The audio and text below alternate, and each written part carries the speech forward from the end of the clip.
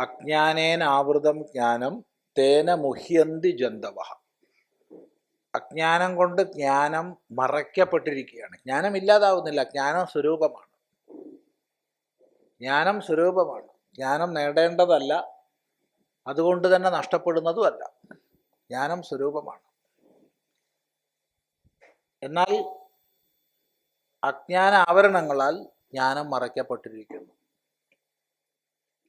ആവൃതമാകുന്ന ജ്ഞാനസ്വരൂപം പ്രകാശിക്കുന്നില്ല. പ്രകാശിക്കാതെ വരുമ്പോഴോ വിക്ഷേപങ്ങൾ പലതരത്തിലുണ്ടാകുന്നു. ഓരോ മമത്വത്തിൻ്റെയും മൂലം വിക്ഷേപമാണ്. ആവരണ വിക്ഷേപങ്ങളാണ് സംസാരം. അതുകൊണ്ട് ജ്ഞാനേന തു തദജ്ഞാനം യേഷാം നാശിതമാത്മനഃ തേഷാമാദിത്യവദ് ജ്ഞാനം പ്രകാശയതി തത്പരം. ജ്ഞാനേന തു തദജ്ഞാനം യേഷാം നാശിതമാത്മനഃ തേഷാമാദിത്യവദ് ജ്ഞാനം പ്രകാശയതി തത്പരം. പദച്ഛേദം ജ്ഞാനേന തു തത് അജ്ഞാനം യേഷാം നാശിതം ആത്മനഃ തേഷാം ആദിത്യവത് ജ്ഞാനം പ്രകാശയതി തത് പരം. അപ്പോ അജ്ഞാനേനാവൃതം ജ്ഞാനം എന്ന് പറഞ്ഞു. അജ്ഞാനം കൊണ്ട് ജ്ഞാനം ആവൃതമാണ്. അതാണ് മോഹമൂലം. തേന മുഹ്യന്തി ജന്തവ. അതുകൊണ്ട് ജന്തുക്കൾ മോഹിക്കുന്നു. മോഹിക്കുന്നു എന്ന് പറഞ്ഞാൽ ശരിയും തെറ്റും തിരിച്ചറിയാത്ത, ഉള്ളതും ഇല്ലാത്തതും തിരിച്ചറിയാത്ത, വേണ്ടതും വേണ്ടാത്തതും തിരിച്ചറിയാത്ത സ്ഥിതിയാണ് മോഹം. മോഹിക്കുന്നു. ആര് മോഹിക്കുന്നു? ജന്തുക്കൾ. ജന്തു? ജനനശീല ജന്തു. ജനനശീലനാണ്. ജനിക്കുന്നവരാണ് ജന്തുക്കൾ. നമ്മളൊക്കെ ജന്തുക്കളാണ്.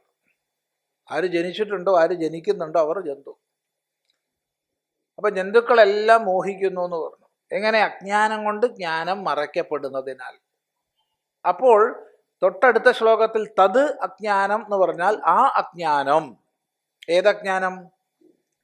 യാതൊന്നിനാൽ ജ്ഞാനം മറയ്ക്കപ്പെടുന്നത് കൊണ്ടാണോ ജന്തുക്കളുടെ മുഴുവൻ മോഹം ചൽ ഈ സംസാരത്തിൻ്റെ മൂലകാരണം.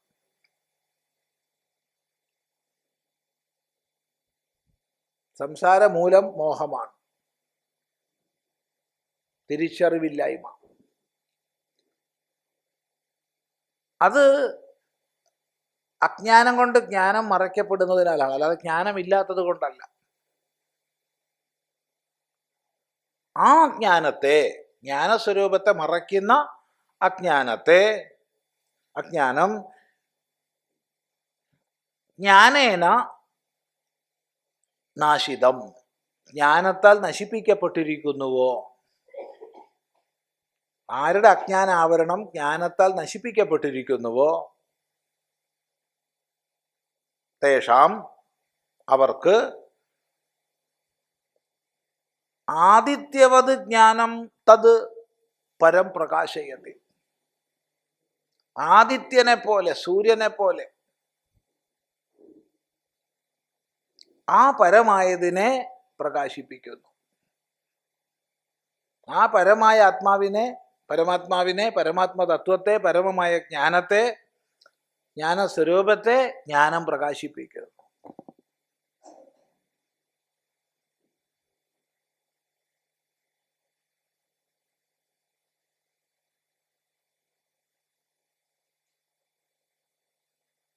എന്തുകൊണ്ട്? പരം ഇന്ദ്രിയങ്ങൾക്കും മനസ്സിനും ബുദ്ധിക്കും അതീതമായതുകൊണ്ട്.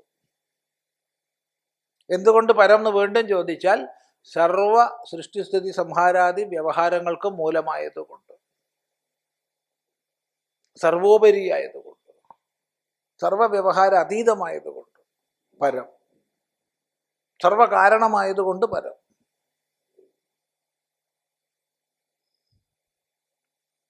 ആ പരമായ സത്യം പ്രകാശിതമാകുന്നു. ആർക്ക്? അജ്ഞാനം നശിപ്പിക്കപ്പെട്ടിട്ടുണ്ടോ.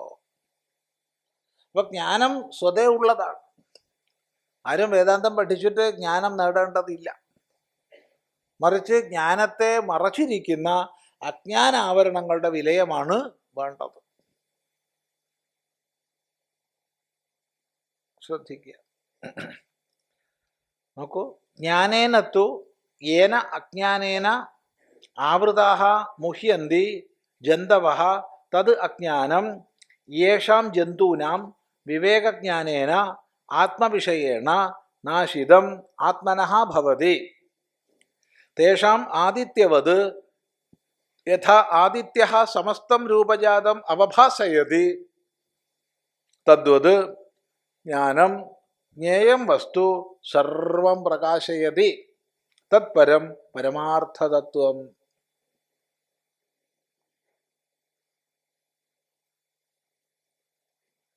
ജ്ഞാനേന തു യേന അജ്ഞാനേന ആവൃതാഃ മുഹ്യന്തി ജന്തവഃ തദജ്ഞാനം യേഷാം ജന്തൂനാം വിവേകജ്ഞാനേന ആത്മവിഷയേണ നാശിതം ആത്മനഃ ഭവതി. തേഷാം ആദിത്യവത് യഥാ ആദിത്യഃ സമസ്തം രൂപജാതം അവഭാസയതി തദ്വത് ജ്ഞാനം ജ്ഞേയം വസ്തു സർവം പ്രകാശയതി തത്പരം പരമാർത്ഥതത്വം. അപ്പോ ജ്ഞാനത്താൽ, ഇവിടെ ജ്ഞാനം ആത്മാനാത്മവിവേകജനിതമായ അഥവാ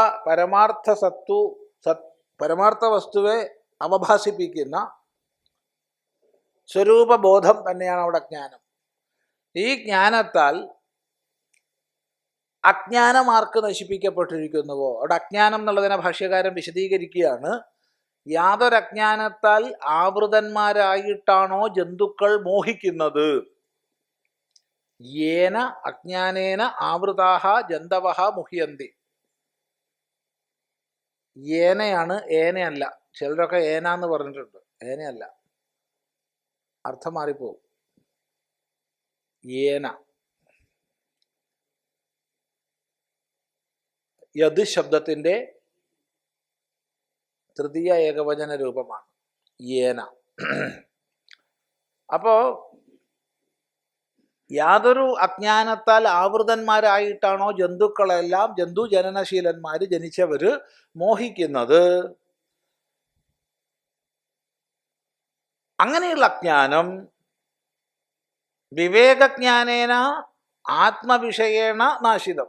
ജ്ഞാനം കൊണ്ട്, എന്താ അവിടെ ജ്ഞാനം? വിവേകജ്ഞാനേന, വിവേകജ്ഞാനം കൊണ്ട്, ആത്മവിഷയകമായ ജ്ഞാനം കൊണ്ട് നശിപ്പിക്കപ്പെട്ടാൽ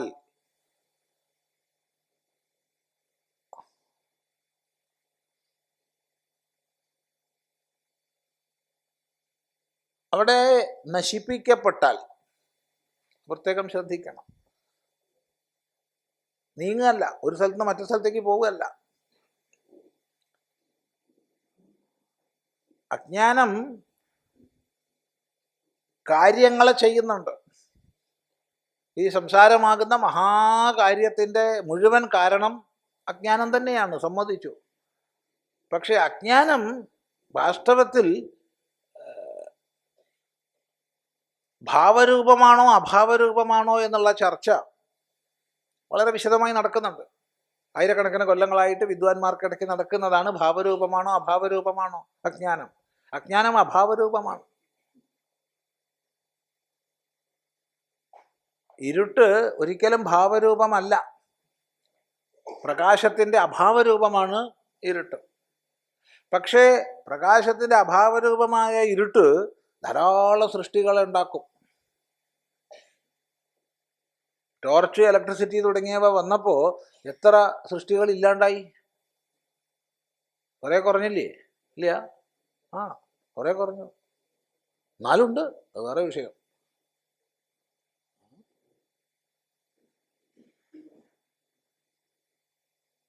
അതുകൊണ്ട് മുത്തശ്ശിമാർ പറയാറുണ്ട്, രാത്രി നടക്കുമ്പോൾ ഒരു വെളിച്ചം പിടിച്ച് നടന്നോളൂ, പ്രേതത്തിൻ്റെ ഒക്കെ ഉപദ്രവമുള്ള സ്ഥലമാ. എന്താ അർത്ഥം? വെളിച്ചം ഉണ്ടെങ്കിൽ അത് ഉണ്ടാവില്ല, വെളിച്ചമില്ലാത്തവർക്കേ ഉണ്ടാവുള്ളൂ, അത്രയേ ഉള്ളൂ. നമ്മളതിനെ വേറെ അർത്ഥത്തിൽ എടുക്കുക കേട്ടോ.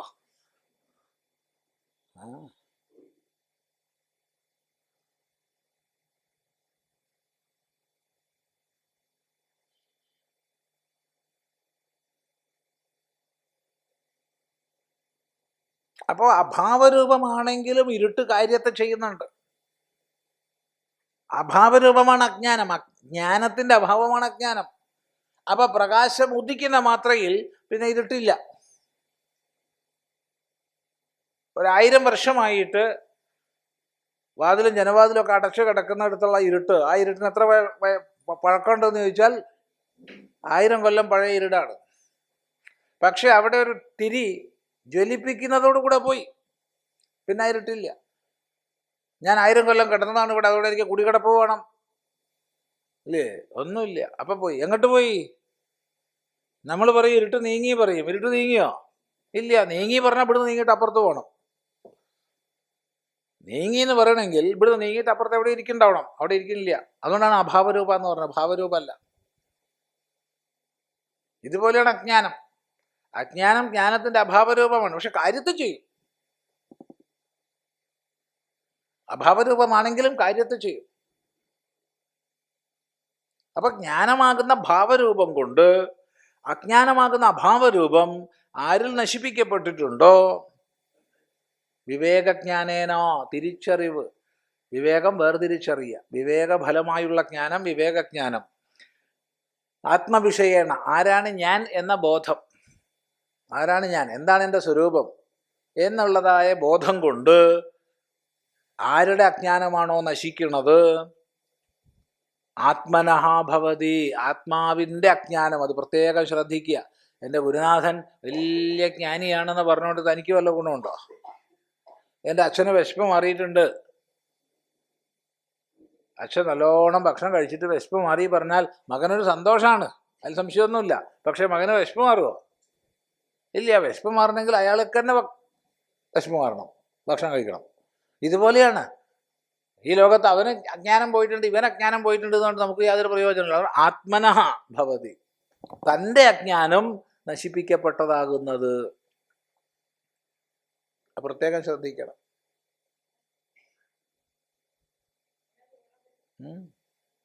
തേഷാം ആദിത്യവത്, അവർക്ക് ആദിത്യനെ പോലെ, യഥാ ആദിത്യ സമസ്തം രൂപജാതം അവഭാസയതി, സകല വസ്തുജാലങ്ങളെയും ആദിത്യൻ പ്രകാശിപ്പിക്കുന്നു. അവിടെ ചിലതിനെ പ്രകാശിപ്പിക്കുക, ചിലതിനെ പ്രകാശിപ്പിക്കാതിരിക്കുക എന്നുള്ളതൊന്നും ആദിത്യനില്ല. എല്ലാത്തിനെയും ഒരുപോലെ പ്രകാശിപ്പിക്കുന്നു. അതുപോലെ ജ്ഞേയം വസ്തു, ജ്ഞേയമായ വസ്തുവെ, അറിയപ്പെടേണ്ടുന്ന സത്യത്തെ, ആത്മസ്വരൂപത്തെ പ്രകാശിപ്പിക്കുന്നു. തത്പരം, പരമാർത്ഥതത്വം, പരമായ പരമാർത്ഥതത്വമായിരിക്കുന്ന ആത്മാവിനെ പ്രകാശിപ്പിക്കുന്നു. അപ്പൊ ഇന്ന് അജ്ഞാനാവരണം നീങ്ങുക, നാളെ ആത്മബോധം പ്രകാശിക്കുക, അങ്ങനെയില്ല. ഇത് സമകാലീനമാണ്. ആത്മബോധം പ്രകാശിക്കുന്നതാണ് അജ്ഞാനം നീങ്ങൽ, അജ്ഞാനം നീങ്ങലാണ് ആത്മബോധം പ്രകാശിക്കൽ. ഏകകാലമാണ്. അത് ശ്രദ്ധിക്കുക. യത് പരം ജ്ഞാനം പ്രകാശിതം, അങ്ങനെ യാതൊരു പരമമായ ജ്ഞാനം പ്രകാശിതമാണോ,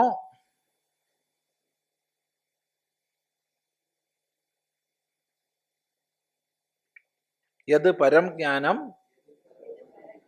പ്രകാശിതം യാതൊരു പരമമായ ജ്ഞാനം പ്രകാശിതമാണോ? ആർക്ക്? തദ്ബുദ്ധയസ്തദാത്മാനഃ തന്നിഷ്ഠാസ്തത്പരായണാഃ ഗച്ഛന്ത്യ പുനരാവൃത്തിം ജ്ഞാനനിർധൂതകൽമഷാഃ. തദ്ബുദ്ധയസ്തദാത്മാനഃ തന്നിഷ്ഠാസ്തത്പരായണാഃ ഗച്ഛന്ത്യ പുനരാവൃത്തിം ജ്ഞാനനിർധൂതകൽമഷാഃ. തദ്ബുദ്ധയഃ തദാത്മാനഃ തന്നിഷ്ഠാഃ തത്പരായണാഃ ജ്ഞാനനിർധൂതകൽമഷാഃ അപുനരാവൃത്തിം ഗച്ഛന്തി. തദ്ബുദ്ധയഃ, തദ്ബുദ്ധികൾ. തദ്ബുദ്ധികൾ എന്ന് പറഞ്ഞാൽ അത് തന്നെ ബുദ്ധിയിലുള്ളവർ, അത് തന്നെ ബുദ്ധിയായവർ, മറ്റൊന്നില്ല. നമ്മൾ വിവേക സാധനയുടെ പ്രാരംഭഘട്ടങ്ങളിൽ ആത്മാനാത്മ വിവേകം ചെയ്യാറുണ്ട്.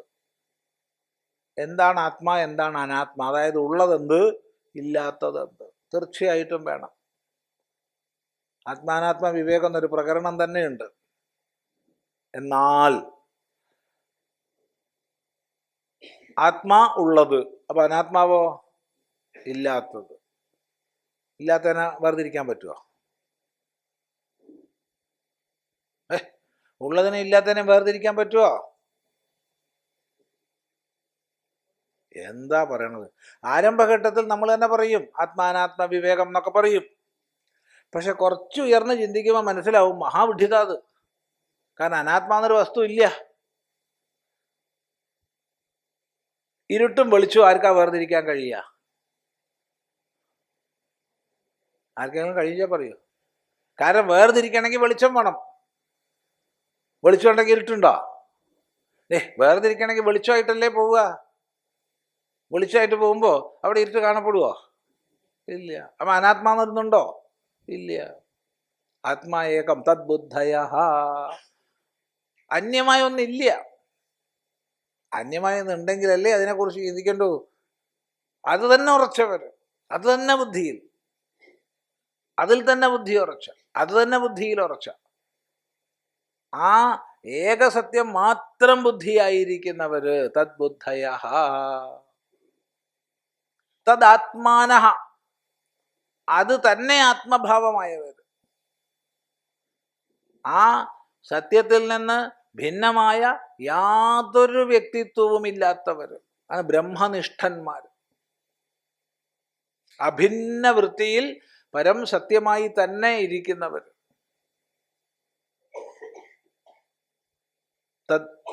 തദാത്മാനഃ തന്നിഷ്ഠാഃ, അതിൽ തന്നെ നിഷ്ഠ പാലിക്കുന്നവർ. നിതരാം തിഷ്ഠതീതി നിഷ്ഠ, നല്ലപോലെ ഉറച്ചിരിക്കുന്നു എന്നുള്ളതാണ് നിഷ്ഠ. അതിൽ തന്നെ നിഷ്ഠ, വേറൊരു നിഷ്ഠയില്ല.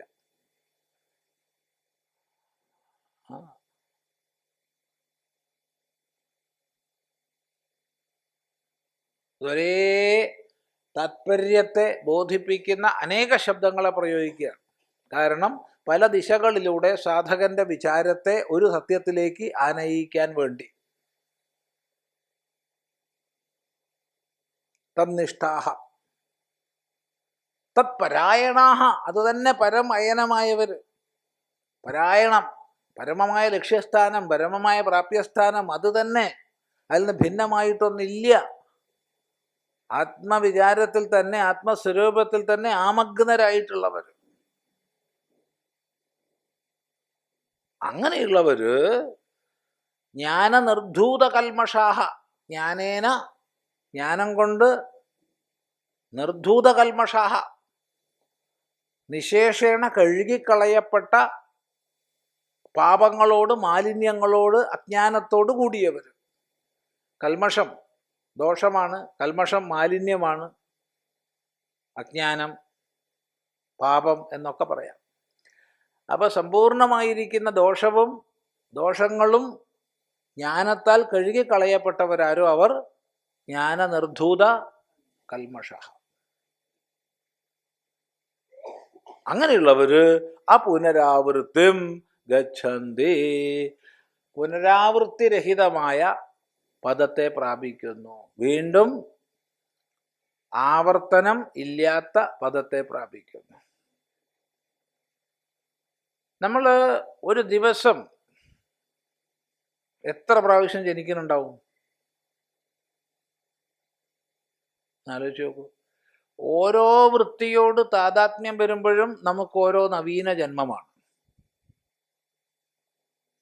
എത്ര വൃത്തികൾ ഉള്ളിൽ ഉണരുന്നുണ്ടോ അത്രയും ജന്മം നമുക്കുണ്ടെന്ന് പറയേണ്ടി വരും. എത്ര ജന്മദിനം ആചരിക്കേണ്ടി വരും മനുഷ്യൻ? ഓരോ ദിവസവും എന്തായാലും 1000-2000 ജന്മദിനെങ്കിലും ഒരു ദിവസം ഉണ്ടാവില്ല? ഓരോ വൃത്തി താദാത്മ്യവും പുതിയ പുതിയ വ്യക്തിത്വമാണ് നമ്മൾ ഉണ്ടാക്കുന്നത്. ഓരോ വൃത്തി താദാത്മ്യവും. ഈ വൃത്തി താദാത്മ്യമില്ലാത്ത സന്ദർഭത്തിൽ സകല വൃത്തികളെയും സാക്ഷിഭാവത്തിൽ നോക്കി നിൽക്കാൻ കഴിയുന്നു. എല്ലാ വൃത്തികളെയും സാക്ഷിഭാവത്തിൽ നോക്കുമ്പോൾ സന്തോഷമായിട്ടിരിക്കാൻ പറ്റും. ഒരു സിനിമ, ആ സിനിമയിൽ സ്റ്റണ്ട് ഉണ്ടാവും ഇല്ലേ? അതെ, കുത്തിക്കൊല്ലലുണ്ടാവും, വെട്ട്, കുത്ത്, ബലാത്സംഗം, അത് ഇത് എല്ലാം ഉണ്ടാവും. ആകെ സുഖ. അതിനുള്ള പൈസ കൊടുത്ത് പോയി കാണാൻ പോണത്, അല്ലാണ്ട് പോവുക? പൈസ കൊടുത്തിട്ടല്ലേ കാണാൻ പോണത്. ഈ എന്തായാലും നായകൻ ഓരോരുത്തരെ ഇടിക്കുമ്പോൾ നമുക്കൊരു സന്തോഷം എന്താണ്? ആ ഇടി നമുക്കാ കിട്ടണമെന്ന് വെച്ചാലോ വല്ല സന്തോഷം ഉണ്ടാവുമോ? അപ്പം സാക്ഷിഭാവത്തിൽ നോക്കി കാണാൻ കഴിയുമ്പോഴൊരു സുഖാത്. എപ്പോഴെങ്കിലും സാക്ഷിഭാവം പോയാലോ? പോയി. വളരെ മുമ്പ് നടന്നാണ്. തമിഴ്നാട്ടിൽ കഥയല്ല. ഒരു അക്കാലത്ത് സിനിമ ടോക്കീസുകളാണ്, ഓല വെച്ച് കെട്ടിയിട്ടുള്ള ടോക്കീസുകളാണ്. ഓല, വൈക്കോല് ഒക്കെ കൊണ്ടാണ് സിനിമാ ഹാള്. അപ്പോൾ ഗംഭീരമായി ഇടി നടക്കുകയാണ്. ഒരു 10-40 പേരുണ്ട് ഒരു ഭാഗത്ത്, മറ്റേ ഭാഗത്ത് MGR മാത്രമേ ഉള്ളൂ. അപ്പോൾ ഒരു ഘട്ടത്തിൽ MGR തോൽക്കുകയാണ്. തോൽക്കണ പ്രശ്നമല്ല, 1000 പേരുണ്ടെങ്കിലും നായകനല്ലേ ജയിക്കുള്ളൂ സിനിമയിൽ. സിനിമയിൽ നായകനെ ജയിക്കുള്ളൂ, അതിൽ സംശയമല്ല. പക്ഷെ ആ ജയിക്കണതിന് മുമ്പൊരു തോൽവി ഉണ്ടല്ലോ. അപ്പം ബാക്കിയുള്ള കത്തിയായിട്ട് കുത്താൻ വരുമ്പോൾ ഉടനെ അണ്ണാന്നും പറഞ്ഞിട്ട് കത്തി വലിച്ചെറിഞ്ഞെടുത്തൊരാൾ സ്ക്രീനിലേക്ക്. അതെ, കത്തി വലിച്ചെറിഞ്ഞു, സ്ക്രീൻ കീറിയപ്പോൾ സിനിമ നിന്നു. സിനിമ നിന്നപ്പോൾ ഇവർ തന്നെ പ്രശ്നം ഉണ്ടാക്കി ആ സിനിമ ടോക്കീസ് തീയിട്ട് നശിപ്പിച്ചു. കാരണം ഒരു നിമിഷം അവിടെ സാക്ഷിഭാവം നഷ്ടപ്പെട്ടു പോയി. താദാത്മ്യം, അത്രയ്ക്ക് താദാത്മ്യം വന്നു. അയ്യോ, അണ്ണൻ തോൽക്കുക, അണ്ണന് കത്തിയില്ല, മറ്റവർക്ക് കത്തിയുണ്ട് പറഞ്ഞ എന്താ കഥ? എന്നാൽ ഇവൻ ആലോചിച്ചൂടെ, അണ്ണൻ 1000 പേരുടെ കത്തിയാ എന്നാൻ തട്ടി മാറ്റും, എന്നിട്ട് താൻ ജയിക്കും എന്നുള്ളത് ആലോചിച്ചാൽ അറിയില്ലേ? പക്ഷെ അതൊന്നും അപ്പം തോന്നിയില്ല. സിനിമാ ഹാള് കത്തി. വളരെ ചുരുങ്ങിയ നേരം കൊണ്ട് വെണ്ണീറായിപ്പോവും. ഉണങ്ങിയ ഓലയും വൈക്കോലും. ഇതന്നെയാണ് നമുക്ക് ജീവിതത്തിൽ.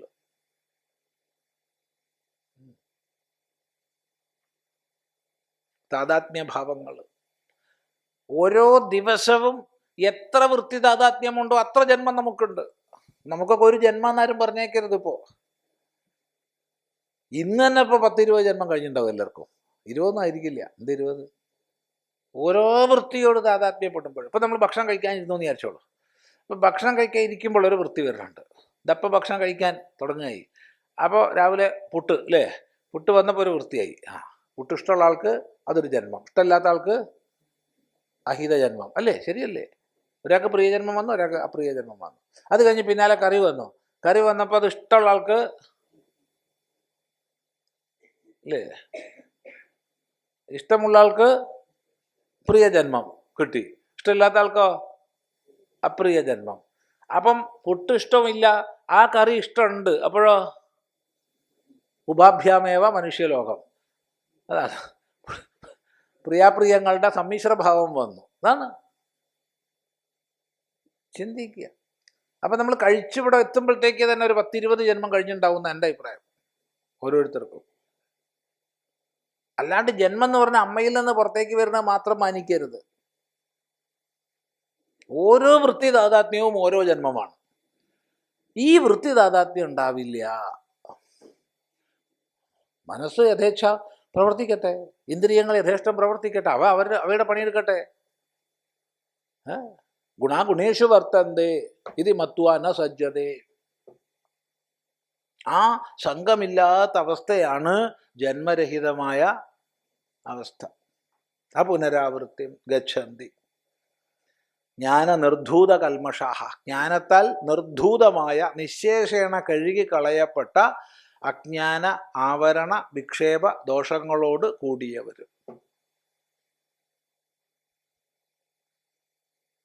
നോക്കൂ, തസ്മിൻ ഗതാ ബുദ്ധി യേഷാം തേ തദ്ബുദ്ധയഃ തദാത്മാനഃ തദേവ പരം ബ്രഹ്മ ആത്മാ യേഷാം തേ തദാത്മാനഃ തന്നിഷ്ഠാഃ നിഷ്ഠ അഭിനിവേശഃ താത്പര്യം സർവാണി കർമാണി സന്യസ്യ ബ്രഹ്മണി ഏവ അവസ്ഥാനം യേഷാം തേ തന്നിഷ്ഠാഃ തത്പരായണാഃ തദ് ഏവ പരമം അയനഃ പരാഗതിഃ യേഷാം ഭവതി തേ തത്പരായണാഃ കേവലാത്മരതയഃ ഇത്യർത്ഥഃ. യേഷാം ജ്ഞാനേന നാശിതം ആത്മനഃ അജ്ഞാനം തേ ഗച്ഛന്തി ഏവം വിധാഃ അപുനരാവൃത്തിം അപുനർദേഹസംബന്ധം ജ്ഞാനനിർധൂതകൽമഷാഃ യഥോക്തേന ജ്ഞാനേന നിർധൂതാഃ നാശിതഃ കൽമഷഃ പാപാദിസംസാരകാരണദോഷാഃ യേഷാം തേ ജ്ഞാനനിർധൂതകൽമഷാഃ യതയഃ ഇത്യർത്ഥഃ.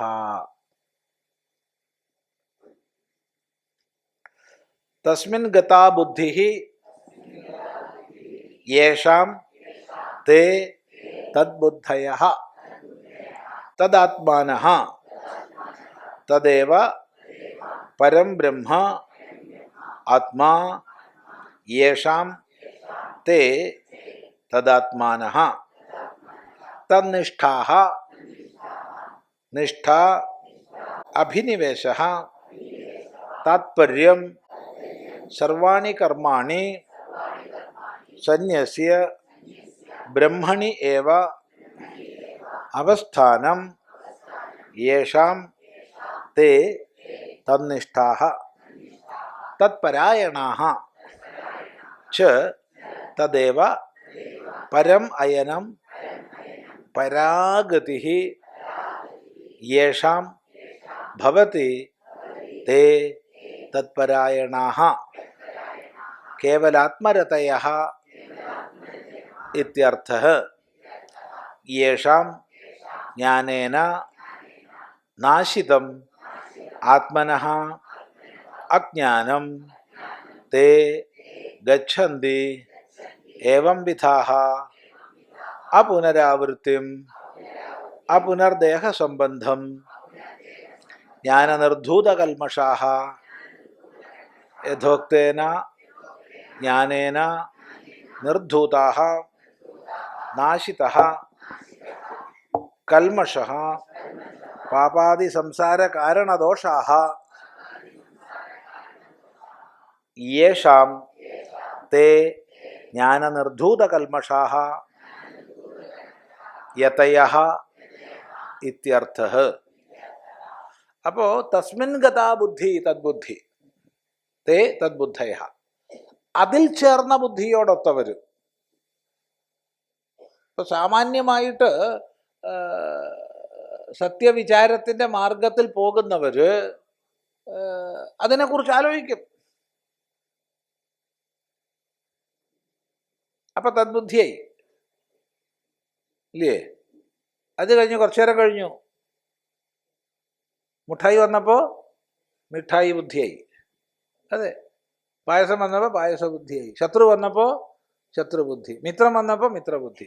നമ്മൾ ബ്രഹ്മവിചാരമാണല്ലോ ചെയ്തത്, വർത്താനം പറഞ്ഞ് പോയത് അറിഞ്ഞില്ല കേട്ടോ, വീണ്ടും ബ്രഹ്മം തന്നെ അല്ലേ? വീണ്ടും ബ്രഹ്മം.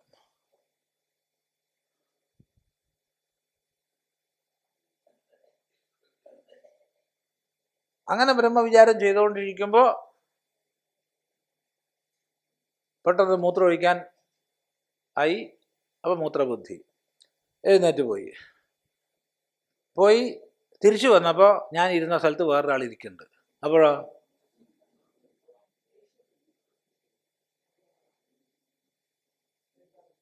ആർക്കെങ്കിലും സ്വന്തം സ്ഥാനമുണ്ടോ?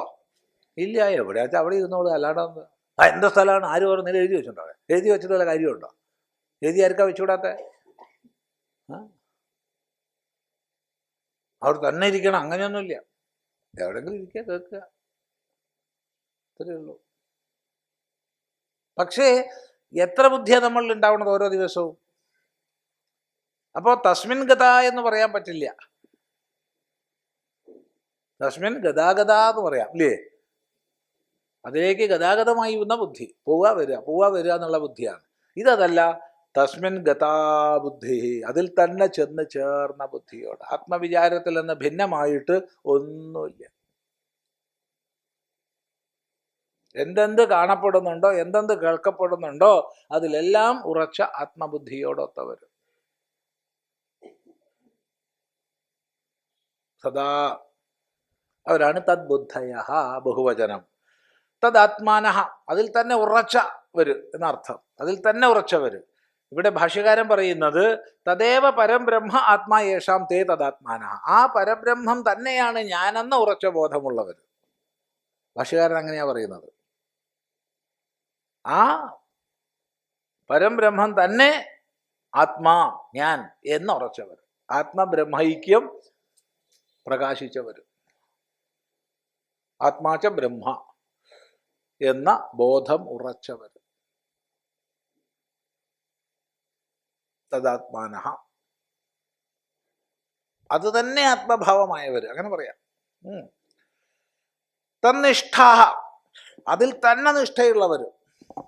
നിതരാം തിഷ്ഠതി, നല്ല പോലെ ഉറച്ചിരിക്കുന്നു എന്നുള്ളതാണ്. അന്യമായ ഒന്നില്ല. അന്യമായ എന്തില്? ഒന്നിലും ഇല്ല. എല്ലാം അത് തന്നെ. തന്നിഷ്ഠാഹ.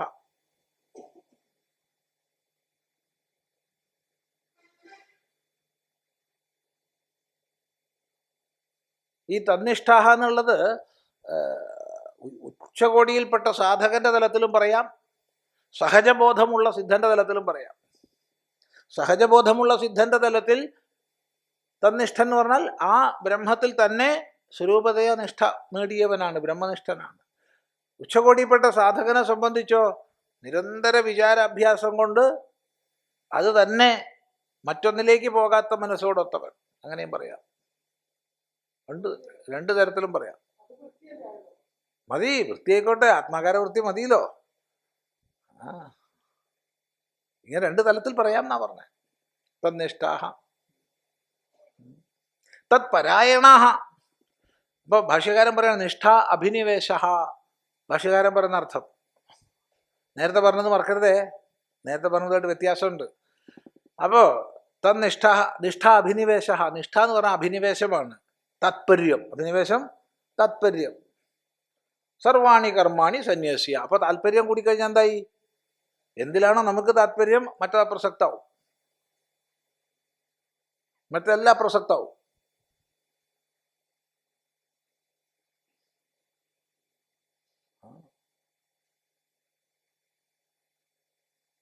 അയാള് വളരെ ശക്തമായിട്ട് ഭക്തി വിഷയത്തിലാണ് പ്രവർത്തിക്കുന്നത് എന്ന് പറഞ്ഞു വെച്ചോളൂ. എന്താണ് ഭക്തി വിഷയത്തിലാണെന്നാണോ? അങ്ങനെ വെച്ചാൽ ഭഗവാൻ പോയി ഇല്ലേ? അതെ, ഭഗവാനില്ല. ഭഗവാൻ പോയത് എപ്പോഴാന്ന് അറിഞ്ഞില്ല, അത് വിഷയത്തിലേക്കായിപ്പോയി. അല്ലെങ്കിൽ പറയാം ലോകത്തിലെ മറ്റൊരു വിഷയമായിട്ട് താല്പര്യമില്ല, ഭക്തി വിഷയത്തിലാണ് അയാളുടെ താല്പര്യം എന്ന് പറയാം. ഒരാൾ ചോദിച്ചു, ഇംഗ്ലീഷിലാണ് ചോദ്യം, ഇവിടെ മലയാളത്തിലാക്കി പറയുകയാണ്. പക്ഷെ ആ വാക്ക് മലയാളത്തിൽ പറയില്ല, മലയാളത്തിൽ പറഞ്ഞാൽ ശരിയാവില്ല.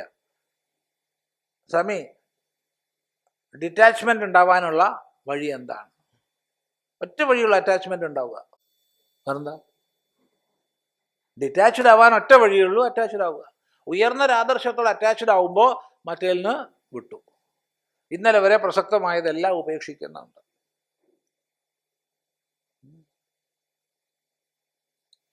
നൊന്ത് പെറ്റ് പോറ്റി വളർത്തി വലുതാക്കി അമ്മയെ അച്ഛനെ ഉപേക്ഷിക്കുന്നുണ്ട്.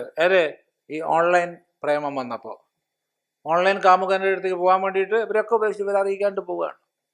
അപ്പോൾ ഈ ഓൺലൈൻ കാമുകനോടുള്ള അറ്റാച്ച്മെന്റ് വന്നപ്പോൾ കണ്ടിട്ടും കൂടിയില്ല അതുവരെ. ഇപ്പൊ വളരെ കൂടുതലാണ്. ഇവിടെ എത്ര മക്കളെ കൊണ്ടുവരുന്നുണ്ടെന്നറിയാം. വലിയ മൂത്ത പ്രേമാണ്. കണ്ടിട്ടില്ല. കണ്ടോ നീ കണ്ടടി? ഞാൻ കണ്ടിട്ടില്ല. പക്ഷെ ആളും വളരെ മിടുക്കനാണ്, നല്ല ആളാണ്. സംസാരിക്കുമ്പോൾ അറിയാം സ്വാമി ഇത്ര സ്നേഹമായിട്ടാണ് സംസാരിക്കണത്. വളരെ കൂടുതലാണ്. എത്ര മക്കളതിൽ പെടുന്നത്. ചിലപ്പോൾ അങ്ങനെ ആള് തന്നെ ഉണ്ടാവില്ല.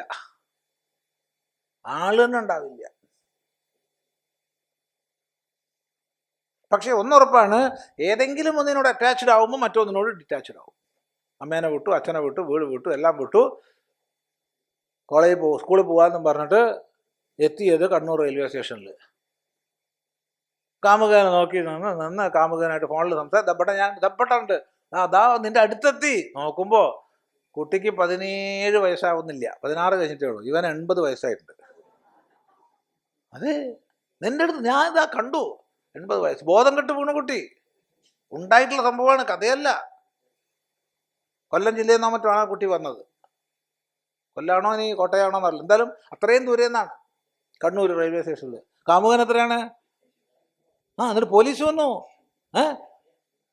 കണ്ണൂരാണ്, ഉള്ളതാണ്, തമാശയല്ല. പോലീസ് രക്ഷിച്ചു ആ കുട്ടിയെ. അതൊക്കെ വേറെ റാക്കറ്റ് പെട്ട് കഴിഞ്ഞാൽ രക്ഷയില്ല, രക്ഷപ്പെടാൻ പറ്റില്ല. പറഞ്ഞു കൊടുത്താൽ നമ്മളെ മക്കൾക്ക് മനസ്സിലാവട്ടെ. എന്ത് ചെയ്യും? പറഞ്ഞു കൊടുക്കണം നമ്മളോട് വിരോധം. നിങ്ങൾക്ക് പരിശുദ്ധമായ സ്നേഹം അറിയാഞ്ഞിട്ടാണ് സ്വാമി. എന്താ ശരി മോളെ, സന്തോഷം, യാത്രാമംഗളം, അല്ലാണ്ടെന്താ, വേറൊന്നുമില്ല. അപ്പൊ ഏതെങ്കിലും ഒന്നിനോട് അറ്റാച്ച്ഡ് ആകുമ്പോൾ മറ്റൊന്നിനോട് അറ്റാച്ച്ഡ് ആവും. അപ്പൊ ഇവിടെ ഈ പരബ്രഹ്മത്തിൽ തന്നെ അഭിനിവേശം വന്നപ്പോൾ മറ്റെല്ലാം അപ്രസക്തമായി. ഇന്നലെ വരെ പ്രസക്തമായിരുന്നു പണം, പേര്, പ്രശസ്തി, മക്കള്, ഭാര്യ, ഭർത്താവ്, അത് ഇതെന്നും പറഞ്ഞിട്ട് ഈ ലോകത്തിലെ സകലവും ഇന്നലെ വരെ പ്രസക്തി ഉണ്ടായിരുന്നു. ഒക്കെ അപ്രസക്തമായി.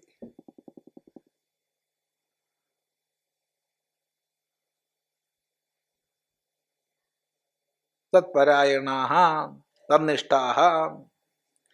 അപ്പൊ സർവകർമ്മങ്ങളെ ഉപേക്ഷിച്ചു. ഇന്നലെ വരെ എന്തൊക്കെ എൻ്റെതെന്ന് കണക്കാക്കിയിരുന്നു എല്ലാത്തിനെയും ഉപേക്ഷിച്ചു. എല്ലാം ഉപേക്ഷിതായി, എന്നൊരു പ്രസക്തിയല്ല. എന്നാലും തീരെ സ്നേഹമില്ലാത്ത ആൾക്കാരാട്ടോ സന്യാസിമാര്, ഇല്ലേ? അതിനെയൊക്കെ ഉപേക്ഷിച്ചല്ലേ പോയി. ഇപ്പുറത്ത് വേറെ ഒന്നിനോട് സ്നേഹം കൂടിയോണ്ടാണ്. എന്ത് ചെയ്യും? സ്നേഹം ഇല്ലായ്മയല്ലത്, അത് സ്നേഹം കൂടുതലാ.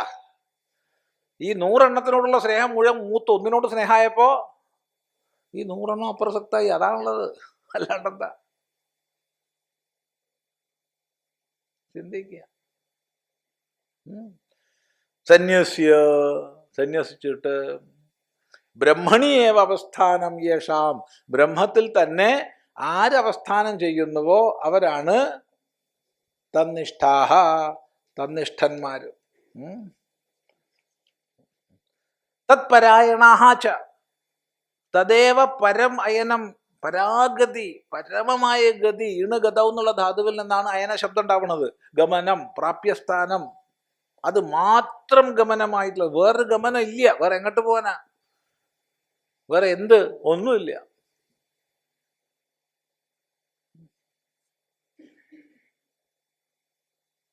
ഞങ്ങള് 2 പേര്,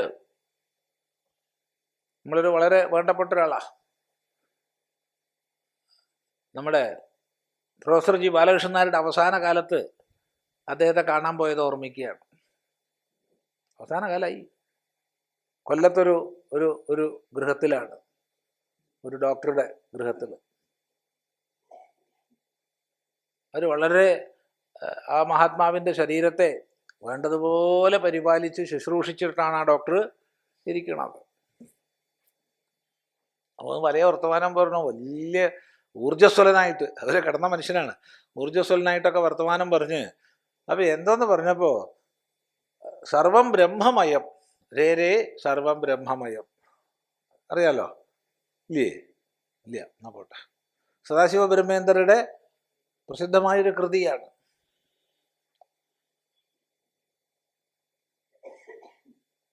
അപ്പം ഇത് സ്വയം ചൊല്ലിയിട്ട് ഒരു ചോദ്യം, അല്ല എന്തിനാ സ്വാമിജി അവിടെ മയട്ട്? എന്തിനാ മയട്ട് അവിടെ? സർവം ബ്രഹ്മമയം എന്തിനാ പറഞ്ഞത്? സർവം ബ്രഹ്മ തന്നെയല്ലേ, എന്തിനാണോ മയം? അപ്പോൾ എഴുതിയ സദാശിവ ബ്രഹ്മേന്ദ്രക്ക് അത് അറിയാഞ്ഞിട്ടാ? ചിന്തിക്കുക, നല്ലപോലെ ചിന്തിക്കുക. എന്തിനാണ് മയട്ട് എന്നാ ചോദ്യം. പ്രാചുര്യമായിട്ട്, വികാരമായിട്ട്, സ്വാർത്ഥമായിട്ട് ഒന്നും ആവശ്യമില്ല. സർവം ബ്രഹ്മ, സർവം ഖലു ഇതം ബ്രഹ്മ, ഇതെല്ലാം ബ്രഹ്മം തന്നെ.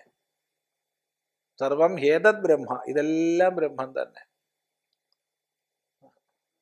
പക്ഷേ അത് പാടി ആടി നടന്നപ്പോൾ സദാശിവ ബ്രഹ്മേന്ദ്രന് മയട്ട് ഉപയോഗിച്ചു, അത്രയേ ഉള്ളൂ. അതാണ് മനസ്സിലാക്കേണ്ടത്. അല്ലാണ്ട് സദാശിവ ബ്രഹ്മേന്ദ്രക്ക് അവിടെ മയട്ട് ആവശ്യമില്ല എന്നറിയാത്തോണ്ടല്ല, അത് പാടി ആടി നടക്കുകയാണ്. ആര്? യോഗസൂത്രത്തിനും ബ്രഹ്മസൂത്രത്തിനും ഏറ്റവും ഉത്കൃഷ്ടതമമായ ഭാഷ്യം ചമച്ച ആചാര്യനാണ്. ശങ്കരാചാര്യരായിരുന്ന ആചാര്യനാണ്. ഒക്കെ ഉപേക്ഷിച്ചു. ശങ്കരാചാര്യൻ എന്നൊക്കെ പറഞ്ഞാൽ എന്താ പത്രാസ്?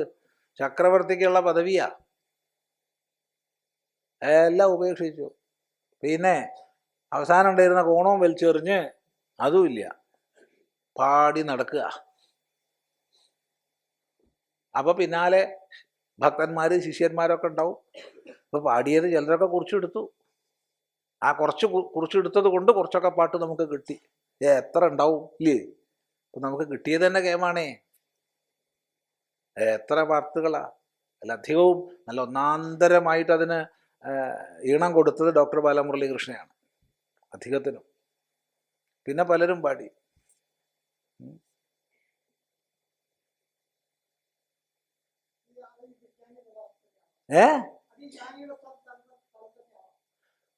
അത് എന്ത് സ്ഥലമാണ് നമ്മളിപ്പോൾ നോക്കണം? അത് വിജ്ഞാനി തന്നെയല്ലേ. അത് സർവം ബ്രഹ്മ തന്നെയാണ്. പിന്നെ പാടിയാടി നടന്നുകൊണ്ട് മയട്ട് വന്നു, അത്രയേ ഉള്ളൂ. അത്രയേ ഉള്ളൂ.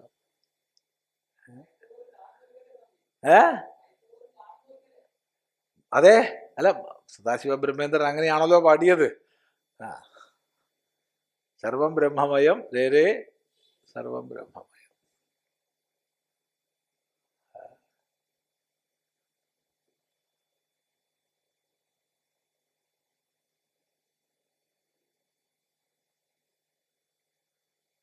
അവിടെ വക്തവ്യവും ഇല്ല, അവക്തവ്യവും ഇല്ല, ഭോക്തവ്യവും ഇല്ല, അഭോക്തവ്യവും ഇല്ല, ഒന്നുമില്ല. അത് ചോദ്യമായിട്ട് ലോകത്തിൻ്റെ മുമ്പിലേക്ക് എറിഞ്ഞു കൊടുത്തു.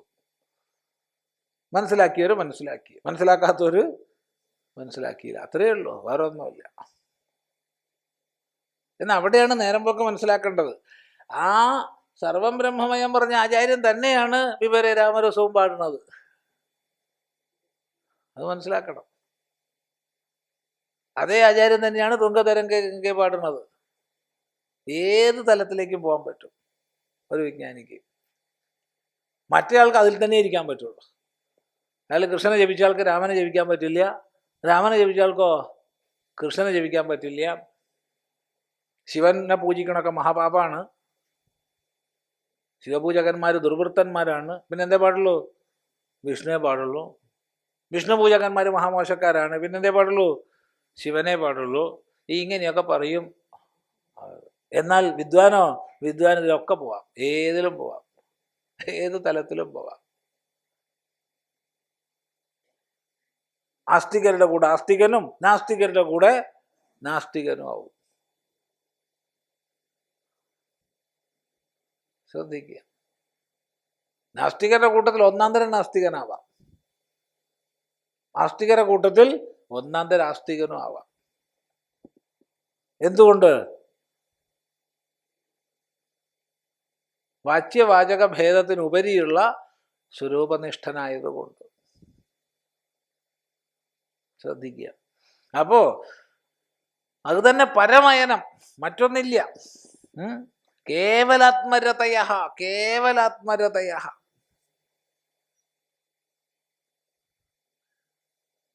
കേവലാത്മരതയ.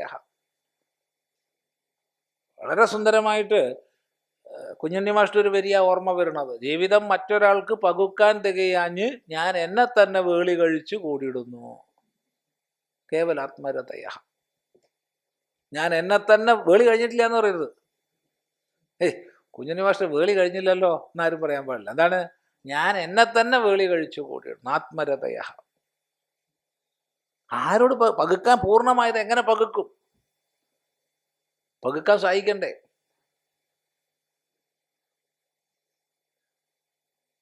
ചിന്തിക്കുക.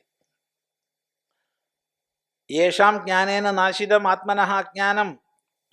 ഇങ്ങനെ ജ്ഞാനം കൊണ്ട് ആരുടെ അജ്ഞാനമാണോ നശിച്ചിട്ടുള്ളത്? ആത്മനഃ എന്ന് പറഞ്ഞാൽ ശ്രദ്ധിക്കുക. അവിടെ നേരത്തെ വ്യക്തമായി പറഞ്ഞു. അച്ഛൻ ഭക്ഷണം കഴിച്ചുകൊണ്ട് മോന് വിശപ്പ് മാറില്ല ഇല്ലേ? അത് പ്രത്യേകം ശ്രദ്ധിക്കണേ. നമ്മൾ കീർത്തനം ചൊല്ലുമ്പോൾ നീ അങ്ങനെയാണ് കൃഷ്ണ, നീ ഇങ്ങനെയാണ് രാമ എന്നൊക്കെ ചൊല്ലാറുണ്ട്. രാമനും കൃഷ്ണനും അങ്ങനെ ഉണ്ടായിട്ട് നമുക്ക് വല്ല കാര്യമുണ്ടോ? നീ ശത്രുക്കളെയൊക്കെ നശിപ്പിച്ചു, നിനക്ക് ഇത്ര 4 കൈയുണ്ട്, ശംഖ ചക്ര ഗദാ പത്മങ്ങളുണ്ട് എന്നൊക്കെ. ശംഖം പോയിട്ട് എന്തെങ്കിലും സാധനം ഉണ്ടോ നിനക്ക്? ഗദ ഉണ്ടോ? പത്മ ഉണ്ടോ? ചക്രം ഉണ്ടോ? ഒന്നുമില്ല. അതൊക്കെ ഭഗവാൻ കൊള്ളാം. എന്നാ ഒരു ചക്രെങ്കിലും ഉണ്ടാക്കി വെക്കണ്ടേ കയ്യിൽ? ഈ ഗത അത്രയും വലിയൊരു ഗതയും പിടിച്ച് ഭഗവാൻ നിൽക്കണ കണ്ട ചെറിയൊരു ഗതയെങ്കിലും വേണ്ടേ കണ്ടോന്ന് തലേ കയറാതിരിക്കാൻ വേണ്ടിയിട്ട്? ഇല്ലേ? വേണ്ടേ? അതാ ശ്രദ്ധിക്കേണ്ടത്. അപ്പൊ ആത്മനഃ ജ്ഞാനം, ആത്മനഃ അജ്ഞാനം നാശിതം. തൻ്റെ അജ്ഞാനം നശിപ്പിക്കപ്പെട്ടിരിക്കുന്നു. ഇനി ആത്മവിഷയകമായ ആത്മാവിനെ മറച്ച് വിക്ഷേപത്തിന് കാരണമാകുന്ന അജ്ഞാനാവരണം ആരിൽ നിന്ന് നശിച്ചിരിക്കുന്നുവോ? അങ്ങനെയും പറയാം. എങ്ങനെ വാങ്ങിച്ചാൽ പറയാം.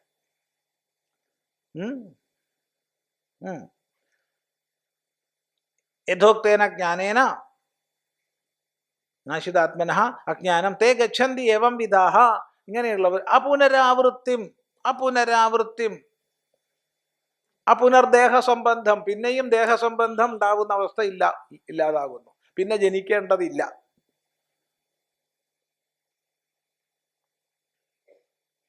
തേ ശുക്രമതിവർത്തന്തി ധീരാഹ. അവർ ശുക്രത്തെ അതിവർത്തിക്കുന്നു, അതിക്രമിക്കുന്നു, വീണ്ടും ജനിക്കുന്നില്ല. ജന്മമരണ ചക്രത്തിനുപരി എത്തുന്നു. നേരത്തെ പറഞ്ഞ അർത്ഥം മറക്കരുതേ.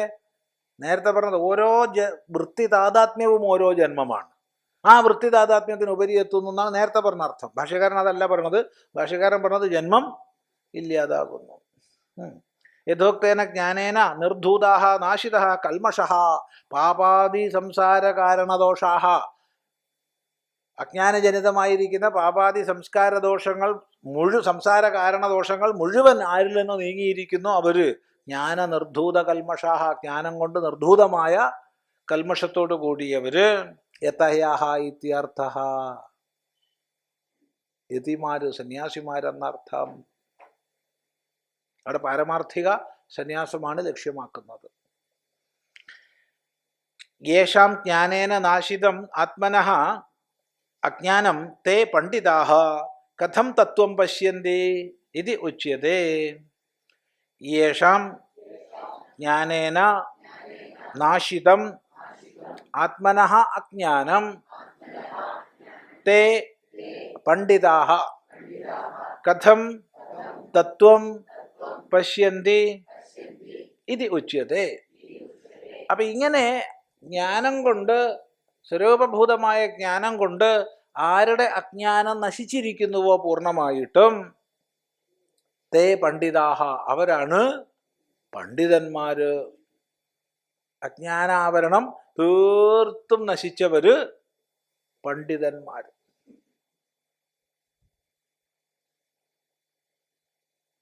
കഥം തേ തത്വം പശ്യതി. അവരെങ്ങനെയാ കാണുന്നത്? എന്താണ് അവരുടെ കാഴ്ചപ്പാട്? പണ്ഡിതരുടെ കാഴ്ചപ്പാട് എന്താണ്? ആരാണ് പണ്ഡിതൻ? എങ്ങനെയുള്ള ആള് പണ്ഡിതനാണ്, അല്ലെങ്കിൽ പണ്ഡിതന്റെ കാഴ്ചപ്പാട് എന്താണ്? ഇതാണ് ചോദ്യം. ഉച്ചതേ ഇതാ പറയുന്നു, വിദ്യാവിനയ സമ്പന്നേ ബ്രാഹ്മണേ ഗവിഹസ്തിനേ ശുനി ചൈവശ്വപാകേ ച പണ്ഡിതാ സമദർശിനഃ. വിദ്യാവിനയ സമ്പന്നേ ബ്രാഹ്മണേ ഗവിഹസ്തിനേ ശുനി ചൈവശ്വപാകേ ച പണ്ഡിതാ സമദർശിനഃ. വിദ്യാവിനയ സമ്പന്നേ ബ്രാഹ്മണേ ഗവി ഹസ്തിനി ശുനി ച ഏവ ശ്വപാകേ ച പണ്ഡിതാഃ സമദർശിനഃ.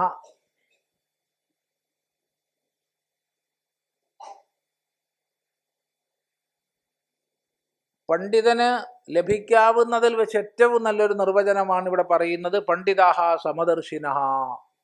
പണ്ഡിതന്മാര് സമദർശികളാണ്. പണ്ഡിതന്മാര് സമദർശികളാണ്.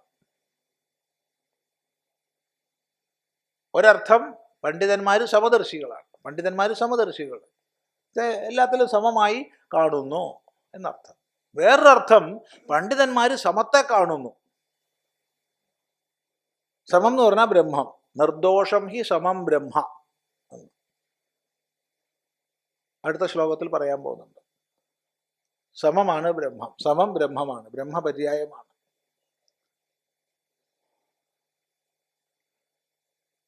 അപ്പോ സമദർശിന, ബ്രഹ്മദർശികളാണ് പണ്ഡിതന്മാര് ഒരർത്ഥം. അഥവാ എല്ലാത്തിലും സമത്തെ കാണുന്നവരാണ് പണ്ഡിതന്മാർ. അപ്പൊ ആരാണ് പണ്ഡിതൻ എന്നുള്ള നിർവചനവും ആകും. പണ്ഡിതൻ എങ്ങനെ കാണുന്നു എന്നുള്ള, പണ്ഡിതന്റെ കാഴ്ചപ്പാട് എന്തെന്നുള്ളതിന് ചോദ്യത്തിന് ഉത്തരവുമാകും ഈ ശ്ലോകം കൊണ്ട്. എങ്ങനെയുള്ളവരാണ്? വിദ്യാവിനയ സമ്പന്നേ ബ്രാഹ്മണേ. ഇപ്പോ എല്ലാ ജീവരാശികളിലും പ്രകാശിക്കുന്നത് ഒരേ സത്യമാണ്. ബ്രഹ്മാവ് മുതൽ പുൽക്കൊടി വരെ എല്ലാം ഒരേ ഉണ്മയാണ്. അതിലൊന്നും യാതൊരു അഭിപ്രായ വ്യത്യാസവും ഇല്ല. എന്നാൽ ലോകവ്യവഹാരത്തിൽ വ്യത്യാസമുണ്ടോ ഇല്ലയോ? ഉണ്ട്. ലോകവ്യവഹാരത്തിൽ വ്യത്യാസമുണ്ട്, ഇല്ല എന്ന് പറയാൻ പറ്റില്ല.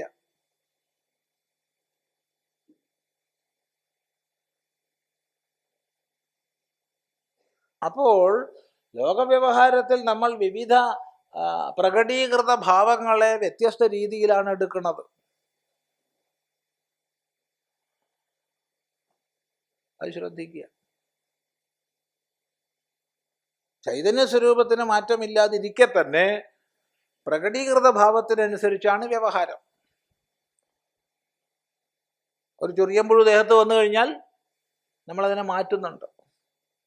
അത് യഥേഷ്ട കഴിഞ്ഞോട്ടെ എന്ന് വിചാരിക്കാറുണ്ടോ? അതില്ല, അതില്ല. ഒരു സർപ്പം കടിക്കാൻ വരുമ്പോ മാറിപ്പോകുന്നുണ്ട്. ബ്രഹ്മമല്ലേ എന്ന് വിചാരിക്കോ? അതറിയില്ല. അപ്പോ ആത്യന്തികമായ സത്യം ഏകമാണ്, അദ്വിതീയമാണെങ്കിലും പ്രകടീകൃത ഭാവത്തിനനുസരിച്ച് ഭേദമുണ്ട് വ്യവഹാരത്തിൽ. അങ്ങനെ വരുമ്പോൾ സർവ്വജീവരാശികളിലും വെച്ച് ഏറ്റവും ഉയർന്നതായി നമ്മൾ മാനിക്കുന്നത് മനുഷ്യനെയാണ്. പുരുഷോവാവ സുകൃതം, പുരുഷോവാവ സുകൃതം എന്ന് സാക്ഷാൽ വേദം തന്നെ പറയുന്നുണ്ട്. മനുഷ്യനാണ് ഏറ്റവും ഉയർന്നവൻ. ഇനി പറയട്ടെ, മനുഷ്യന്മാരിൽ വെച്ച് നമ്മൾ ഏറ്റവും അധികം കേമായിട്ട് മാനിക്കുന്നത് ആരെയാ? രാജാവിനെയാണോ? ചക്രവർത്തിനെയാണോ? അല്ല, പിന്നെ ജ്ഞാനിയെയാണ്, അറിവുള്ളവരെയാണ്. കാരണം മനുഷ്യന്റെ വിശേഷത വിശേഷ ബുദ്ധിയിലാണ്, അറിയാനുള്ള സാമർഥ്യത്തിലാണ്. അപ്പൊ വിജ്ഞാനികളായ മഹാപുരുഷന്മാരെയാണ് നമ്മൾ ഏറ്റവും അധികം മഹിമയുള്ളവരായിട്ട് മാനിക്കുന്നത്. ബ്രാഹ്മണന്മാരാണ് മനുഷ്യന്മാരിൽ വെച്ച് ഏറ്റവും ഉയർന്നവർ. ബ്രാഹ്മണൻ എന്ന് പറഞ്ഞാൽ എൻ്റെ അച്ഛൻ ബ്രാഹ്മണനാണ്, എൻ്റെ അമ്മ ബ്രാഹ്മണനാണ്, അതുകൊണ്ട് ഞാനും ബ്രാഹ്മണനാണ്, അതല്ല. ഞാൻ പൂണൂലിട്ടുണ്ട് അതുകൊണ്ട് ഞാൻ ബ്രാഹ്മണനാണ്, അതും അല്ല. പിന്നെ ബ്രഹ്മവൃത്തിയോടൊത്തവർ. ബ്രഹ്മശബ്ദത്തിന് വേദം എന്നർത്ഥം എടുത്താൽ വേദം പഠിച്ചവർ, വേദ താത്പര്യം ഗ്രഹിച്ചവർ, തദ് അധീതേ തദ് വേദ എന്ന നിയമമനുസരിച്ച് ബ്രഹ്മശബ്ദത്തിൽ അന വന്നു കഴിഞ്ഞാൽ ബ്രാഹ്മണ സിദ്ധാവും. ഇപ്പൊ വേദം ആർക്ക് സ്വായത്തമാണോ അവർ, വേദം പഠിച്ചവരാണ് ബ്രാഹ്മണന്മാർ, വേദം അറിഞ്ഞവർ, ജ്ഞാനികൾ. എപ്പോഴും നമ്മൾ ജ്ഞാനികളെയാണ് അധികം മാനിക്കണത്.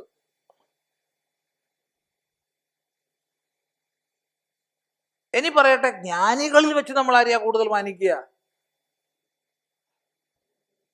വിദ്യയോടൊപ്പം വിനയവുമുള്ളവരെയാണ് മാനിക്കുക, അല്ലേ?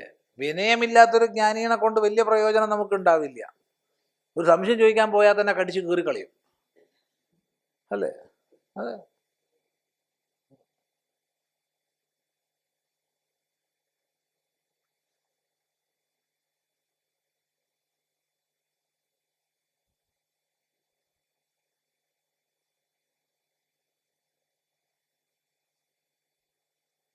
അപ്പോ ജീവരാശികളിൽ മനുഷ്യന് ശ്രേഷ്ഠത, മനുഷ്യരിൽ ജ്ഞാനിക്കേറെ ശ്രേഷ്ഠത, ജ്ഞാനികളിൽ തന്നെ വിനയമുള്ള ജ്ഞാനികൾക്കേറെ ശ്രേഷ്ഠത ആണല്ലോ, സംശയമില്ലല്ലോ.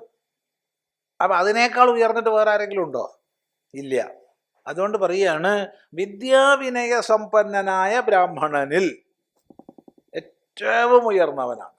അങ്ങനെയുള്ളവനിൽ ഗവി, ഗോവിൽ, പശുവിൽ എന്നർത്ഥം. ഇവിടെ പശു നിർത്താൽ മതി, ഗോ എന്നുള്ളതിന്. വേറെ സന്ദർഭത്തിൽ അനേക അർത്ഥങ്ങൾ എടുക്കാം, ഇവിടെ പശു നിർത്താൽ മതി. ഗവി. ഹസ്തിനി, ഹസ്തിയിൽ, ആനയിൽ. ശുനി, ശ്വാവിൽ, പട്ടിയിൽ. ശുനി. ശ്വപാകെ, പട്ടിയെ പാകം ചെയ്ത് കഴിക്കുന്നവനിൽ. പട്ടിയെ പാകം ചെയ്ത് കഴിക്കുന്നവനിൽ. ഇത്രയും പറഞ്ഞു. എല്ലാവരിലും പണ്ഡിതാഹ സമദർശിനഃ, പണ്ഡിതന്മാർ സമദർശികളാണ്. ഇപ്പൊ വിദ്യാവിനയ സമ്പന്നനായ ബ്രാഹ്മണനിലും പശുവിലും ആനയിലും പട്ടിയിലും പട്ടിയെ പാകം ചെയ്ത് കഴിക്കുന്നവനിലും സമത്തെ കാണുന്നു. ആര്? പണ്ഡിതൻ. അതാണ് പണ്ഡിതന്റെ ലക്ഷണം. ഇവിടെ വളരെ ശ്രദ്ധിക്കണം. വിദ്യാവിനയ സമ്പന്നനായ ബ്രാഹ്മണനെയും പശുവേയും പട്ടിയെയും പട്ടിയെ പാകം ചെയ്യുന്നവനെയും ഒരുപോലെ കാണുന്നു എന്ന് പറഞ്ഞിട്ടില്ല. എല്ലാവരെയും ഒരുപോലെ കാണുന്നു ജ്ഞാനി എന്ന് പറഞ്ഞിട്ടില്ല. അങ്ങനെ പറഞ്ഞാൽ അടിയന്തരമായിട്ട് ജ്ഞാനിയെ കൊണ്ടുപോയിട്ട് കണ്ണു ഡോക്ടറെ കാണിക്കണം. കാരണം കണ്ണിനെന്തോ വലിയ തകരാറുണ്ട്. ആനയെ നോക്കുമ്പോൾ പട്ടിയായിട്ട് കാണുക, പട്ടീനെ നോക്കുമ്പോൾ ആനയായിട്ട് കാണുക, വിദ്യാവിനയ സമ്പന്നനായ ബ്രാഹ്മണനെ നോക്കുമ്പോൾ പശുവായിട്ട് കാണുക. ഇല്ലേ? അപ്പോൾ കാര്യമായ എന്തോ ഒരു കുഴപ്പമുണ്ട് അവിടെ. അത് ജ്ഞാനിയുടെ ലക്ഷണമല്ല. മറിച്ച് അതുകൊണ്ടാണ് ഇവിടെ എല്ലാത്തിനും സപ്തമി വിഭക്തി ഉപയോഗിച്ചിരിക്കുന്നത്. വിദ്യാവിനയ സമ്പന്നേ ബ്രാഹ്മണേ. അല്ലാതെ വിദ്യാവിനയ സമ്പന്നായ ബ്രാഹ്മണനെയും പശുവേയും പട്ടിയെയും ആനയെയും ഒരുപോലെ കാണുന്നവനല്ല. എല്ലാത്തിനെയും ഒരുപോലെ കാണുന്നില്ല, എല്ലാത്തിലും ഒരുപോലെ കാണുന്നു, എല്ലാത്തിലും സമത്തെ കാണുന്നു, എല്ലാത്തിലും അന്തർഭവിച്ചിരിക്കുന്ന സത്യം ഏകമാണെന്ന് കാണുന്നു. ഇതാണ് പണ്ഡിതന്റെ ലക്ഷണം. ശ്രദ്ധിക്കുക, നോക്കൂ. വിദ്യാവിനയ സമ്പന്നേ, വിദ്യാച വിനയഃ ച വിദ്യാവിനയൗ. വിദ്യ ആത്മനഃ ബോധഃ, വിനയഃ ഉപശമഃ. താഭ്യാം വിദ്യാവിനയാഭ്യാം സമ്പന്നഃ വിദ്യാവിനയ സമ്പന്നഃ വിദ്വാൻ. വിനീതഃ ച യഃ ബ്രാഹ്മണഃ തസ്മിൻ ബ്രാഹ്മണേ ഗവി, ഹസ്തിനി, ശുനി ച ഏവ ശ്വപാകേ ച പണ്ഡിതാഃ സമദർശിനഃ. വിദ്യാവിനയ സമ്പന്നേ, വിദ്യാ ച വിനയഃ ച വിദ്യാവിനയൗ. വിദ്യ ആത്മനഃ ബോധഃ, വിനയഃ ഉപശമഃ. താഭ്യാം विद्याविनयाभ्यां संपन्नः विद्याविनयसंपन्नः विद्वान् विनीतः च यः ब्राह्मणः तस्मिन् ब्राह्मणे गवि हस्तिने शुनि च एव शपाके च पंडिताः समदर्शिनः. ശരി, സന്തോഷം.